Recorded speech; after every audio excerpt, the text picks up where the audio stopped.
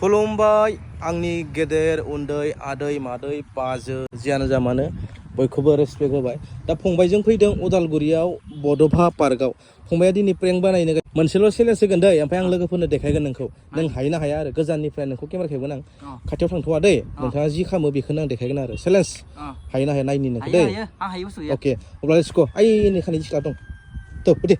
लोगोफोर नै जोंना फंबाया प्रेंक भिडिअ बिदिनो फानि एन्टारटेनमेन्ट खालामनो थांगासिनो दं आरो ना। ओरैहाय ना नानिमोन दं, ओमफ्राय बिथाङा बुंदों आरो एसे फानि खालामगोन होनना बुंदों आरो। दा नायनि बिथांखौ थांगासिनो दं। हायो ना हाया नै फंबाय थांगासिनो दं। मथा मथि 200 मिटारनिफ्राय खेबदों लोगोफोर। थांमारबाय नै, थांमारबाय नै, बहाय सोलायबाय नै। वा फंबाया मजा बरिया बरिया बरिया साहस दं फंबाया बरिया बरिया बरिया। औ लाजिदों नानिया किसुमान लाजियो नालाय, नङा होमबा?